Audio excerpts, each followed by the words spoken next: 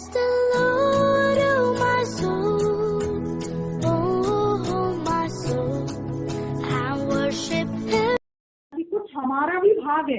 प्रभु ने तो जो करना था वो किया। हमारा प्रभु यीशु मसीह जो है वो सबसे श्रेष्ठ है, स्वर्गदूतों से श्रेष्ठ है, याजकों से श्रेष्ठ है। आज पिता की दाहिनी ओर उद्धार का काम पूरा करके बैठकर हमारे लिए मध्यस्थी कर रहा है। उसको जो काम हमारे लिए करना था उसने वो काम कर दिया। अब जो काम हमको करना है वो काम क्या है जो हमें करते रहना है। क्योंकि हम यहाँ पर देखते हैं पहली आयत में कि हम यहाँ पर देखते हैं इस कारण जबकि गवाहों का ऐसा बड़ा बादल हमको घेरे हुए है, गवाहों का एक बड़ा बादल हमको घेरे हुए। हम कई बार कहते हैं कि हमारे जीवन में ये समस्या, हमारे जीवन में वो समस्या, परंतु हम अकेले नहीं है जो इसको देख रहे हैं। हमसे पहले जो लोग होकर गए हैं उन्होंने भी बहुत सारे संघर्षों का सामना किया है, परंतु प्रभु ने उनको भी नहीं छोड़ा। तो परमेश्वर का वचन ये कह रहा है कि हमको जो है फोकस्ड रहना है, हमको हमारे को लक्ष्य की ओर देखकर दौड़ते रहना है। तो जो बातें हमारे सामने आ रही, जो हमारे को करने वाली बातें हैं, जो बातें हमारे उस लक्ष्य के बीच में आ रही है, उन बातों को हमें दूर करना है। तो वो कौन सी बातें हैं? पहली बात है हर एक रोकने वाली वस्तु जो हमें उस लक्ष्य की ओर बढ़ने में या दौड़ने में जो रोकने वाली चीजें हैं, हमें जांचना है अपने आप को। हमको देखना है वचन में से कि कौन सी चीजें जो हमारे जीवन में रुकावट को पैदा कर रही है, उस चीज को हमको दूर करना है। दूसरी बात है उलझाने वाले पाप को दूर करना है। कौन सी ऐसी बातें हैं, कौन से ऐसे पाप हैं जो अभी भी हमको उलझाए हुए हैं कि हम लक्ष्य की ओर नहीं दौड़ पा रहे हैं। फिर हम ये देखते हैं कि हम सबको दौड़ने के लिए एक दौड़ में खड़े हुए हैं हम, और सबको वो दौड़ना है। और इस दौड़ में हम देखते हैं कि जब हमको धीरज के साथ में दौड़ना है। परमेश्वर का वचन यहाँ पर बता रहा है कि क्यों हमको फोकस्ड रहना है। इसलिए रहना है हमको क्योंकि हर एक जो रोकने वाली वस्तु है वो, दूसरी बात उलझाने वाले पाप को दूर करके धीरज से दौड़ने के लिए जो बातें हमारे सामने आ रही है उनको हटाने के लिए हमको फोकस्ड रहना, देखना है, हमको दोनों तरफ देखना है। और फिर हम ये देखते हैं दूसरी आयत में कि विश्वास के कर्ता और सिद्ध करने वाले यीशु की ओर ताकते रहें। प्रभु यीशु मसीह हमारा विश्वास का करता है। जैसा हम पढ़ते हैं रोमियो में, विश्वास सुनने से सुनना मसीह के वचन से होता है। मेरी प्रिय बहनों, ऐसे समय में अगर हम धीरज खो रहे हैं या हमारे अंदर डर आ रहा है या मृत्यु का भय आ रहा है या लोगों को देखकर हम थोड़े से निराशा की स्थिति में आ गए हैं, तो हमको इस बात को ध्यान रखना है कि विश्वास का कर्ता प्रभु यीशु मसीह जो है उस वचन को हमको पढ़ना है जहाँ से हमारा विश्वास मजबूत होगा। दूसरी चीज जो है वो हमारा सिद्ध करने वाला प्रभु है। वो चाहता है कि जिस कलीसिया को लेने के लिए आ रहा है वो बेझुर्री बेदाग होना चाहिए, शुद्ध पवित्र होना चाहिए। ऐसी कलीसिया को लेने के लिए आ रहा है। तो अगर हमारे जीवन में भी हमको जांचना और परखना है कि कोई ऐसी बातें तो नहीं है जिसके कारण से उस दौड़ में दौड़ने के योग्य हम नहीं ठहर पाएंगे, तो प्रभु हमारी सहायता करे कि हम प्रभु यीशु मसीह की ओर देखते रहें, ताकते रहें, क्योंकि वही हमारा शुद्ध करने वाला है। पिछले बार हमने देखा था कि अगर हमको फोकस्ड रहना है, फोकस्ड अगर हम नहीं रह पा रहे हैं, हम लक्ष्य की ओर देखकर चल नहीं पा रहे हैं, रोक रही हैं हमें बातें, तो हमने 5 बातें देखी थी।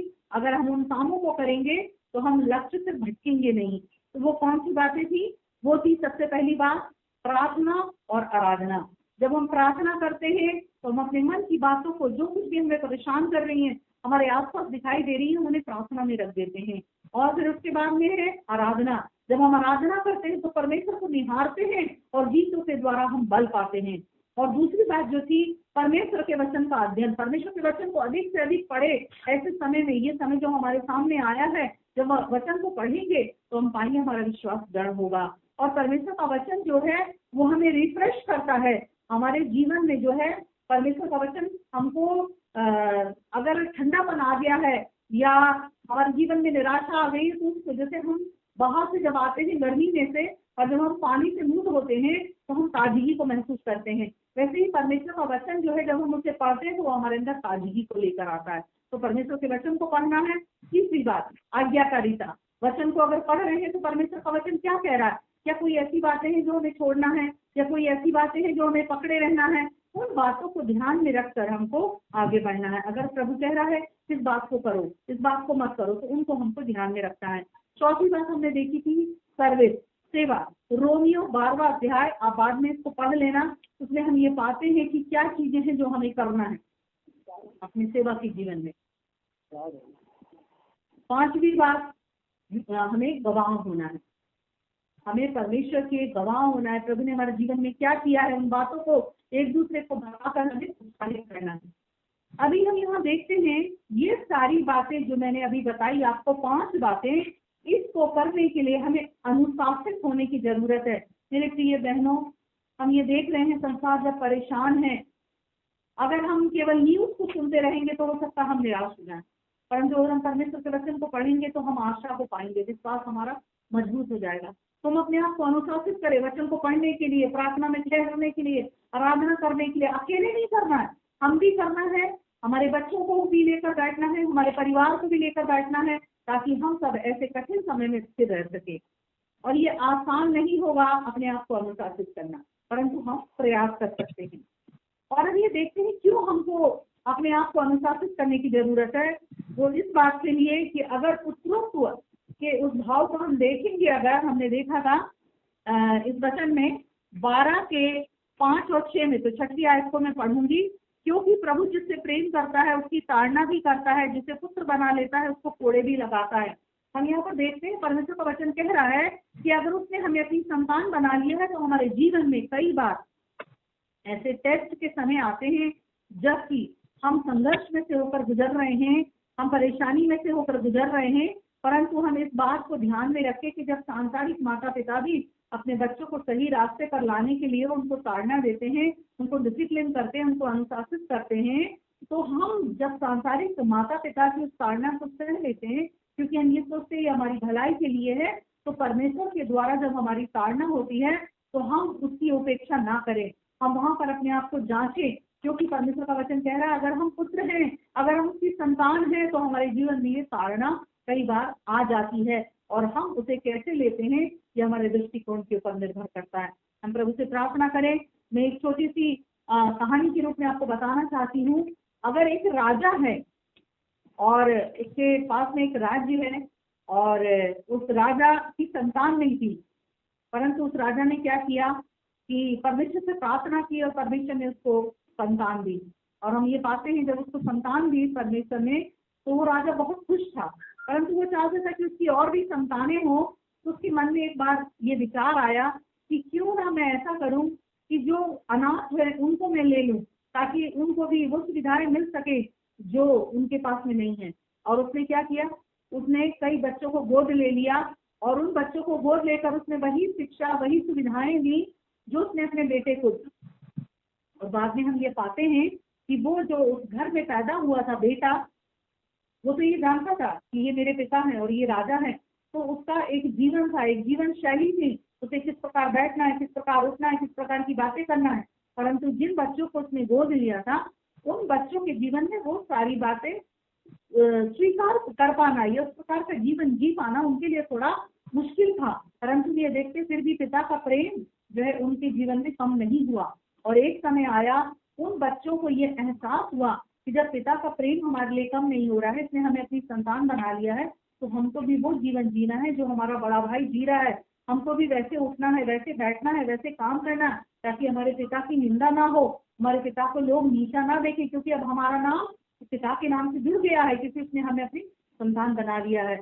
और जब उन्होंने इस बात को रियलाइज किया और उस प्रकार का जीवन जीना शुरू किया, तो पिता का जो सिर था वो गर्व से ऊंचा हो गया, क्योंकि जो लोग देख रहे थे वो ये कहने पाए, हाँ देखो ये बच्चे बहुत अच्छे हैं, अपने पिता के जीवन के जैसे जीवन को जी रहे हैं, इनका बड़ा भाई जैसा है वैसे ही जीवन को जी रहे हैं।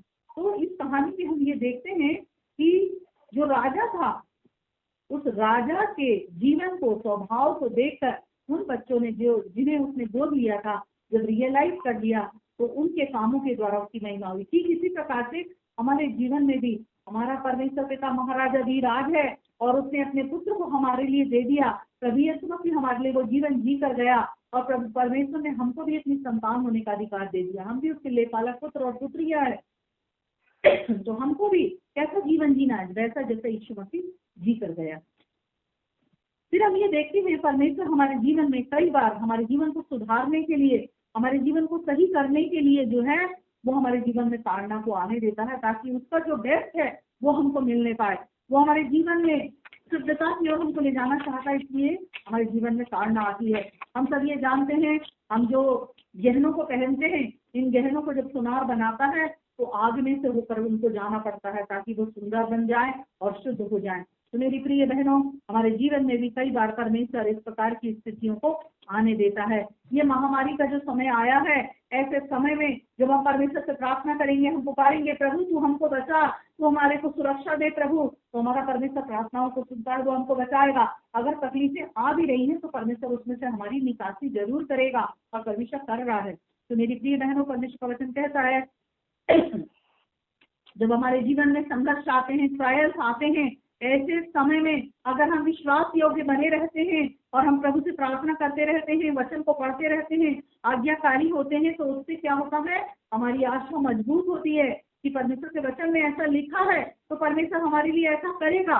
तो परमेश्वर की चाहता है कि हम उसमें बने रहें। याकूब की पत्री उसका पहला अध्याय उसके 3 वचन में लिखा है कि जब हमारे जीवन में क्लेश आते हैं तो क्लेश आने के समय में स्थिर रहना है, क्योंकि विश्वास हमारा परखा जाता है ताकि धीरज में हम खड़े निकलने पाए। परमेश्वर हमारी सहायता करे कि जब हमारे जीवन में दुख आते हैं, परेशानी आते हैं, तो हम उसमें स्थिर रहने पाए।